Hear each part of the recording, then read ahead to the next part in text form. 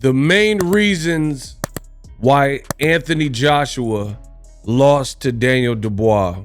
Joshua versus Dubois. Why Joshua lost? That's the question some people are concerned about. So leave it to your boy Ego to break it down. Now, before we get started, I want to say this. Thank you if you're joining me. My name is Ego. I've been covering boxing over 10 years. The best in the business, and it's not even close. There's a lot of alternate content available on social media platforms on the internet. What I do here is much different.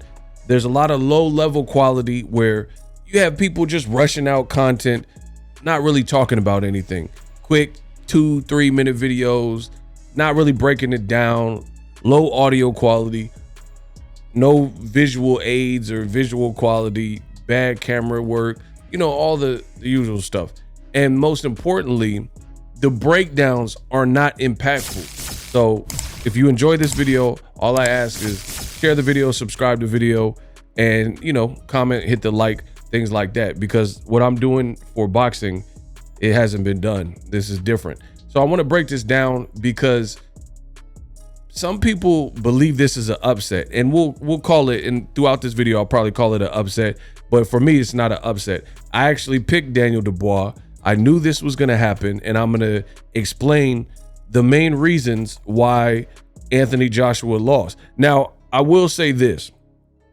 The reasons aren't going to be like, oh, because Daniel Dubois has power. It's going to be more intricate, more of like a film study. And I want to tell you guys some technique and different things that I noticed that gave Joshua all the problems in the world, and he came up short in his title defense. So it's not going to be nothing basic. I mean, I have some throwaway reasons, and we'll get to them. But Joshua was really poor in this fight. And that's the other thing you can get on my channel. This is your one-stop shop for all your boxing needs. Real boxing content. I don't have to pull my punches. I tell you exactly what I've seen. And Joshua, this was not a competitive fight. It was a fun fight because it is the heavyweight division. One punch could change everything. And Joshua was somewhat trying, but it was really a one-sided beatdown and breakdown from Daniel Dubois from the onset. I don't care what anyone else is saying. That's what it was. There's a lot of people who are trying to label this as something it wasn't. The DAZN commentators were horrible. The referee was horrible. They were making this and suggesting this was Hagler Hearns. Don't get it twisted. This was a fun fight, very entertaining, but that is usually the case when someone's getting their ass whooped. It doesn't have to be a competitive fight for it to be entertaining. Similarly, Devin Haney versus Ryan Garcia. It wasn't super competitive. I guess Devin's best moments were when Ryan Garcia was not throwing, but all in all, seeing somebody in a troubled position is usually pretty fun for people. So a lot of people, don't let them fool you. Don't let them fool you. It wasn't a competitive fight. So without further ado, let's get into some of the technical things and what went wrong for Anthony Joshua. Now, off rip, Joshua's 6'6". I believe he weighed a little bit more. They were very, very close in terms of their weight. So Joshua didn't fight like a tall man, like a big man. You see in this face-off that Anthony Joshua is clearly the bigger man. From the beginning opening bell, Anthony Joshua let the smaller man take center and had a great jab, boom. And he's getting in far too easily as the shorter man. Joshua, see, here's the thing with Joshua. He's very inconsistent. Joshua has a good jab, but the jab was very absent. So for me, right off rip, Daniel Dubois, he's getting in far too close. But I want you guys to understand the problem that I see already with this particular fight from Anthony Joshua. His hands were down low. big mistake. You fought this guy in the amateurs, I believe. You definitely sparred him. He's nicknamed Dynamite, Daniel Dynamite Dubois. He's known for power. Outside of you not fighting tall like the taller man, he's getting in too easily, and your hands were low. And I'm talking about in round one. This fight really makes you question where you rated Joshua's skills. Boom. Connected. And then he tried to get him with this one and missed with that. But watch, Joshua just shelled up. Bow. Jab right there. Like you getting out jabbed. Bad stuff. But let's look at Joshua's hands. And Joshua is backing straight up. So right there, boom, you never know. Joshua was out here making very foolish rookie mistakes, in my opinion. If you look at his left hand, it is completely down. And from a distance he shouldn't be able to clear, the shorter man is coming with this huge overhand punch, and Joshua is completely exposed right there. Completely exposed. This makes no sense to me. And of course, Daniel Dubois connected. And Joshua, I don't know what he's looking at, like how he didn't see this coming from Manchester, but he got hit with it. Boom, right on the button, and took the whole, and then he goes down. I don't know how in round one you're getting hit with something as the taller man that crazy. And then Joshua crumbles to his knees. Big puncher. He clears too much distance because your hands are low and you're not protecting your temple. You're not protecting anything. It's very bizarre stuff from Joshua. I don't understand what the strategy was. I don't know what the game plan was, but you were hurt badly. And this is a better angle for you guys to see. So I don't know if that was a jab or a weak feint, but Joshua starts pulling straight back, right? And look at, he just loads up. He loads up as the shorter person from this distance. And it throws this crazy overhand and catches him on the button. Credit to Dubois. And I don't know if Joshua really fully recovered from this moment. And this was in round one. So very similar to this fight reminds me of Haney Garcia in multiple ways. But one of them is you had the person who got hurt in round one by a shot that they shouldn't have got hit with in round one. Usually round one's kind of a filler round and everyone's at full strength. So if you see someone who's too aggressive too early, Joshua, he's supposed to have a good one too. He's a taller person, things like that.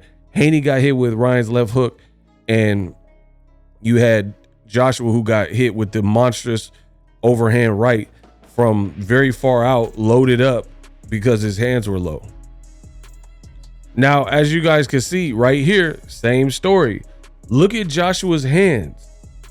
You are not Roy Jones Jr. Why are your hands this low when you're in there with the puncher? I mean, that if you go to a boxing class, you have no experience. Nobody would teach you that textbook boxing would to have that as your stance. Some fighters like Roy Jones, Sergio Martinez, they're comfortable down there with their hands low, right? Or sometimes you'll see like a Floyd or a Canelo where they might drop their hands just if they're looking for a certain look, right? But that's not textbook boxing. No one's going to instruct you to keep your hands that low. But for whatever reason, Joshua did this and he was made to pay in a major way. Boom. You kept your hands that low and then you got hit with a powerful jab. And again, against somebody like Dubois, look at his hands. Against someone like Dubois who has power, that punch is gonna hurt you. Your hand should never have been this low. Bow. See that? Bow. Bow. Bow.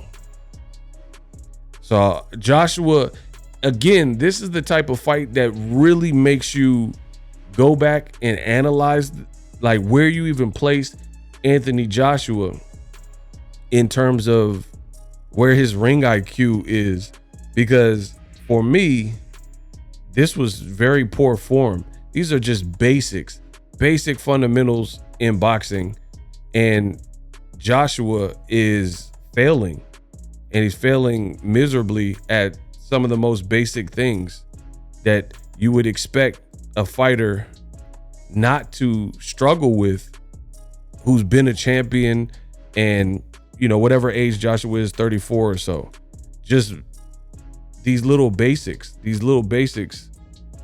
make no sense to me for Joshua.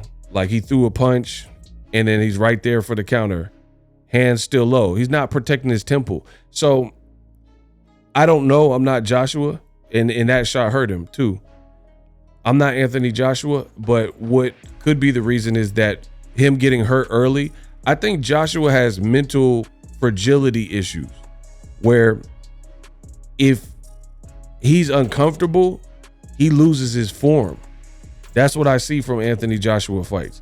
So you threw a punch and you didn't get back in position.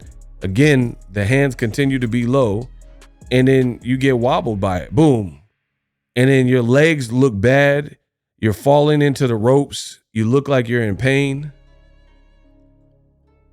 And Dubois is seeing your facial expression. No poker face. He's seeing how you're reacting to it as you stagger and stumble about. And it looked like his ankle about to break. This is just bad stuff. And look at Joshua's hands. Again, basics, people. We're just talking about the basics. Anthony Joshua's gloves are not protecting his face. Like, your fighter could really get hurt like this just by lacking these basic fundamentals. So I understand he was hurt throughout the fight, but that's part of being a fighter. Part of being a fighter is, how come Floyd Mayweather didn't do this when he fought Shane Mosley? Explain that to me. You mean to tell me Floyd wasn't badly hurt by Shane Mosley when Shane Mosley was fresh in round 2? But Floyd has this. Floyd knows how to think even under duress. Stress and duress, you get almost like a better, more locked in Floyd, because he knows, you're not trying to get hit with that same punch. Joshua got hit with the same punch all night, and it was mainly the right hand. And these basics are really the reason that it played out like that for him. Really bizarre stuff, people. So Joshua's spilling around, still not bringing his gloves back. And another thing I've noticed with Joshua, he almost seems like petrified. Look at his face. Like when he's stressed out, look, he literally looks like Kevin McAllister in Home Alone, where he's like, Now listen, I'm giving you to the count of 10 to get your filthy, yellow, no good keister off of my property. 1, 2, 10. Keep the change, you filthy animal. Joshua looks like Kevin McAllister. This is insane. And then he's bracing for impact. Again, no poker face. Daniel Dubois sees this.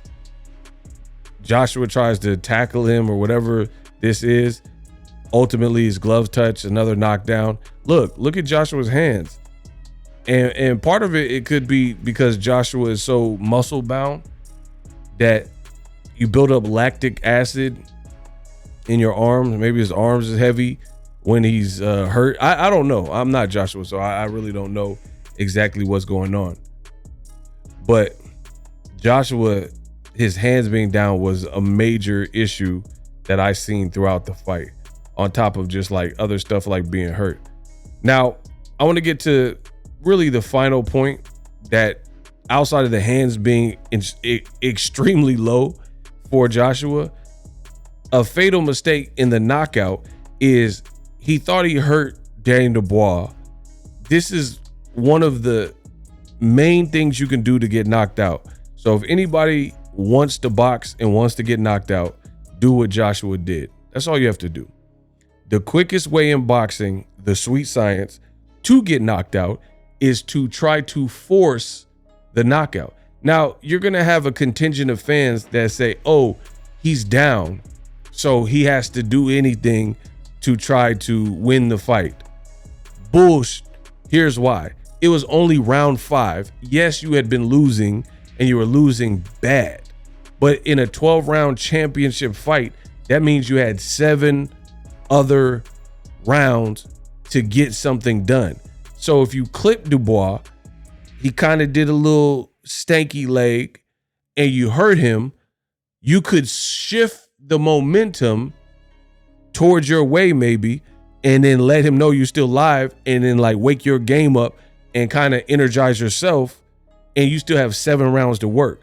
You don't have to go guns blazing because you found this opening and try to press for the knockout, and the meat isn't tenderized, the fruit or vegetable isn't ripe, and you're trying to force a knockout.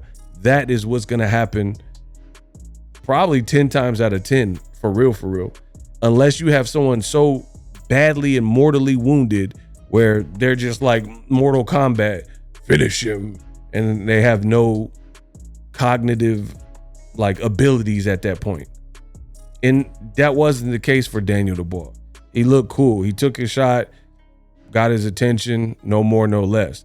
Joshua decided to get greedy. This is what Manny Pacquiao got knocked out for in the fight with Juan Manuel Marquez. You got greedy, my friend. You were in there and you got insanely greedy and you hurt. He dropped you and then you came back and hurt him, and then Pacquiao got greedy and he got knocked out. Similar rounds too. I think Pacquiao got knocked out in the 6th round, and then this Joshua one's round 5. You can't get greedy. You can't force the issue. You got to be patient. You got to wait. So to recap, Joshua, I mean, there's many things he did wrong, but I'm trying to give you guys the heavy hitters that some people haven't necessarily, examined the same way. So Joshua's hands being low, weird. Definitely part of it. Joshua didn't fight tall. Joshua loses his form completely when he's hurt. And you know how Wolverine has the ability to heal quickly? Joshua has like reverse Logan, reverse Wolverine. It's literally him and Amir Khan. When they get badly hurt, it seems like it takes several rounds of unbothered work, like what Klitschko did. Klitschko let Joshua off the hook because Klitschko, he had too many quiet rounds after he badly hurt Joshua. And Joshua was a little bit younger, right? Daniel Dubois, he did what was right. He didn't let off the gas. He still kept throwing hard shots, and it paid off for him. He ultimately got the knockout. But Joshua did not fight like a big man, did not fight tall, and his ring IQ was just very low. I mean, fighting with his hands down, and we'll take a look at the final knockout. This was really bizarre and stupid from Joshua. Again, his hands low. He's loading up, trying to throw rights and execute Daniel Dubois like, this is my moment. As big as you're gonna get, better own it. And he tries to own it, and Daniel is not ready to go anywhere. So I want you guys to see this because this is just nuts. What was that? I think some of y'all missed it. Joshua threw 2 big rights, and it seemed to have some effect. And then he was driving Dubois back with these like big rights, loading up on the right. Out of nowhere, which lets me know that Joshua's ring IQ is not as high as we thought. He decides to switch it up because he thinks he hasn't badly hurt. So when he was loading up with the rights, like boom, boom, when he was throwing those, they were like straighter shots. So some of those punches were like either landing or coming close to landing and getting the result you want. Out of nowhere, Joshua throws this long telegraphed uppercut from underneath, and Daniel Dubois, who's already kind of leaned in and has got both of his hands like at chest level, more of a boxing stance, catches him, boom, in between on the button with the shorter shot. This uppercut attempt with no jab to try to get in close, like double jab, and then shoot the uppy. He just had a naked, that's what we call it, naked, out of it's so stupid. I'm so sorry. I'm trying to do the film study and breakdown. He had a naked uppy, not disguised as anything, from the ground. Like you pulled this from the soil and you try to come up with the Street Fighter uppercut, and the shorter shot over the top has less distance to clear. I want you guys to understand boxing.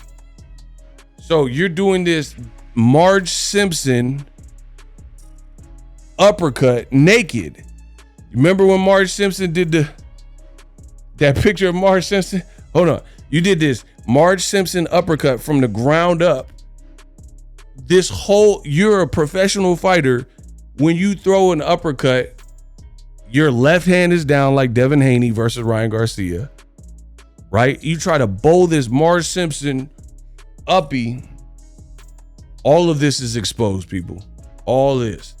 Daniel Dubois looked faster, hurt you more. Your legs probably aren't in a great position, and his shot is more direct. So the shorter shot is going to be able to get from point A to B a lot quicker than you coming from underneath with this Street Fighter 2 shaking. Do you see what I'm saying? Coming up underneath with this bold uppercut, and you thought you were just going to highlight reel knock him out, and he just sees that. It's like, what's this? Hold that. And boom, catches you with the shorter shot. Fight over. Joshua could not recover. He could not get up.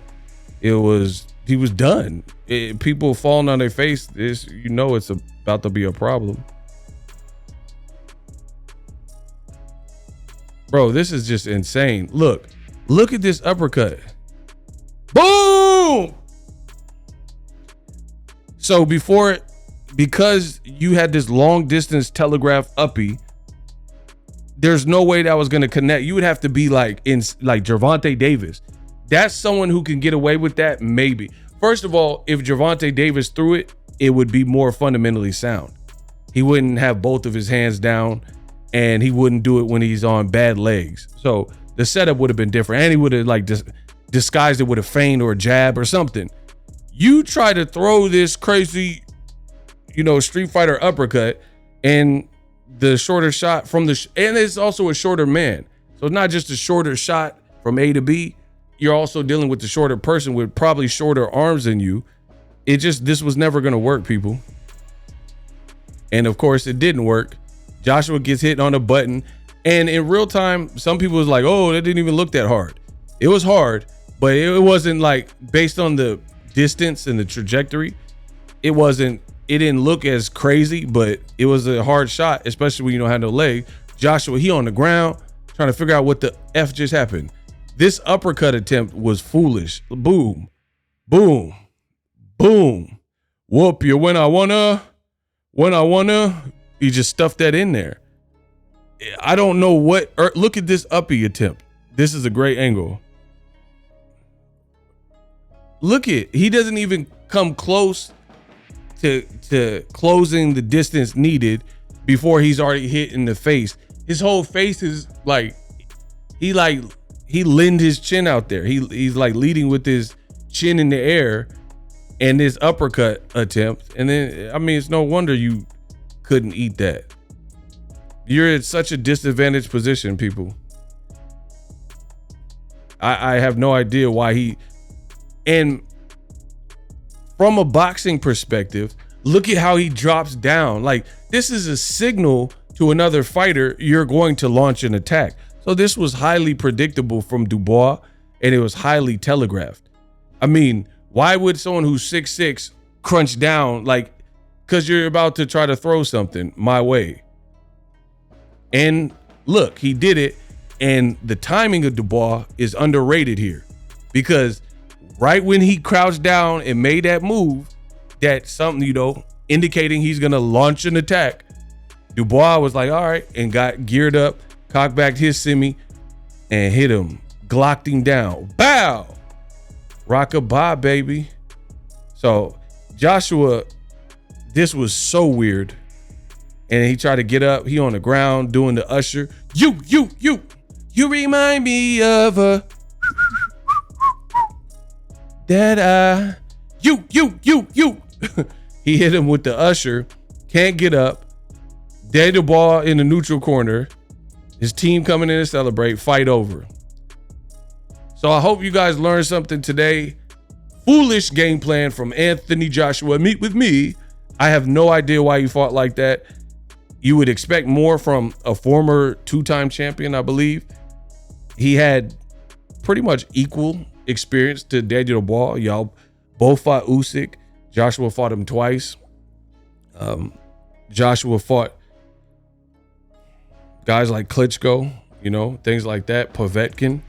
So Joshua, I don't know. I think the only justification, and I'm not making excuses for Joshua, is I think when things aren't going his way, he mentally checks out. He's not just like mentally put together, and that's when he makes mistakes. Some people, and we need to start praising the Floyd Mayweathers of the world. They're able to show you they can get hurt and still keep a game plan going. And I think that in and of itself, it is a skill to be able to be that badly hurt and be rocked and things like that, and not go anywhere mentally and check out to the point where someone has an advantage and can do what Daniel Dubois did. Bravo to Daniel Dubois. A lot of people after the Joe Joyce fight wrote him off. After the Usyk fight, which he really knocked out Usyk with the body shot. But I'll save that for another video because it's Daniel Dubois' moment.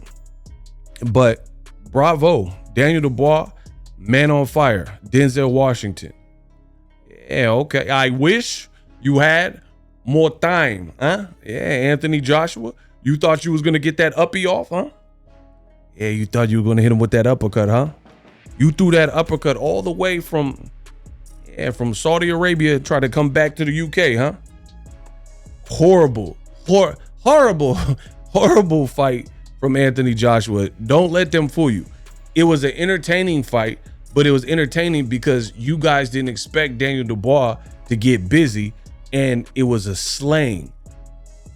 Belt to add. Daniel Dubois put that work in, and it was a fun fight because at least Joshua was willing to go out on his shield, which ultimately he did. But it was not a technical fight fought on behalf of Anthony Joshua. Daniel Dubois, he did some technical things in there. He kept his composure even when Joshua thought he had him hurt and stuff like that. So kudos to Daniel Dubois. You are a real champion. No one can say anything. You gave Usyk probably his toughest fight, or at least at heavyweight, and you earned that. So here on Boxing Ego, the Ego film study has concluded. Joshua, I don't know what the strategy was. I don't know what the game plan was. People were praising the pairing between Joshua and Ben Davison, saying this is a renaissance and a brand new and improved Anthony Joshua. He's a different fighter. You should have stayed with Derrick James, because Derrick James was teaching you technical things, which you surely could have used in this fight. But I try to tell y'all, matchmaking matters. Matchmaking matters. That's why you see Eddie Hearn, he was willing to put his fighter in there with Ngannou. Ngannou is an MMA fighter with power, but he doesn't have the technique and the boxing skill set. That's why Joshua looked like Thanos versus an MMA fighter. If you put a supreme powerful boxer who's bigger with an MMA fighter, you'll probably get that result if it's boxing only rules. And people got by that, and then Otto Wallin, because Tyson Fury had issue with him. But Wilder fought harder people on these Saudi Arabia cards. Listen, the cat's out the bag. Let the boy ego cook. Wilder had to fight Joseph Parker, who, you know, Joshua fought years ago, but they also had a cheating ref that was helping Joshua. But Wilder fought Parker and then fought a 300-pound Zhang. Joshua didn't fight in his last couple of fights on these Saudi cards since Riyadh season. He wasn't fighting the same type of competition. Give Wilder Ngannou and give Wilder a guy like Otto Wallin. Wilder might be undefeated on the Riyadh season cards because styles make fights. And Ngannou, he would have had similar issues with Wilder, if not worse, you know what I mean? Potentially, because Wilder has more power. But they gave Joshua kind of the cakewalk fights. Meanwhile, Daniel Dubois is another person like Wilder who was getting the tough fights. So that experience matters. Eddie Hearn hyped up Joshua, and I'm not saying Joshua doesn't have any good names, but I'm talking about recently. Daniel Dubois, he had the highs and lows in his career. Fighting Joe Joyce and getting your eye detached and all that, swollen up, and people said you quit. I thought he quit, right? Fighting Usyk, fighting Gerald Big Baby Miller, who was like 320 pounds. Daniel Dubois was ready for the Joshua fight. And that's what happens when you're fighting guys that you're supposed to win. It can give you a false sense of confidence. Daniel Dubois really was in there with Gerald Miller, who just beat Andy Ruiz. They said it was a draw. Trust me, I know my thing. Andy Ruiz lost to Gerald Big Baby Miller. I don't care what the judges say. So that was a very good win for Dubois. Again, he gave Usyk probably his toughest fight at heavyweight, you know, and really you could say he stopped him with that body shot because Usyk was on the ground for longer than 10 seconds for sure. So credit to Dubois. He came up from the mud. Shout out to Frank Warren. Frank Warren is absolutely demolishing Eddie Hearn. He's doing these 5 versus 5, winning all 5. He just took Joshua scout, and the thing is, don't let these people lie to you. The people that don't, a lot of people pick Joshua. I picked Dubois. And then now people, oh, I knew this. And now people want to berate Joshua and stuff, but they didn't know this was going to happen because they don't know boxing. All their predictions are wrong. All the information is wrong. Boxing Ego is where we get it right. So just support. But for me, don't let the people change the narrative when it comes to boxing. This was not a close fight. It was entertaining because it's two heavyweights, 250, 260 pound guys. You know, at any given moment, somebody could go down. So heavyweight fights are generally like that. This was a tour de force performance by Daniel Dubois and an abysmal showing from a former champion in Anthony Joshua, riddled with mistakes that were made. And it was very problematic from the early goings. Daniel Dubois was the guy that seemed like he had an actual strategy. Joshua was losing every round. I don't even know how many times he got dropped. Seriously, I don't. And then he had this one little opening, he thought, and in doing so, you got yourself knocked out. I don't know why he tried to throw this uppercut, people, but that's my time. Let me know what you guys think. That is the breakdown. Why Joshua lost to Daniel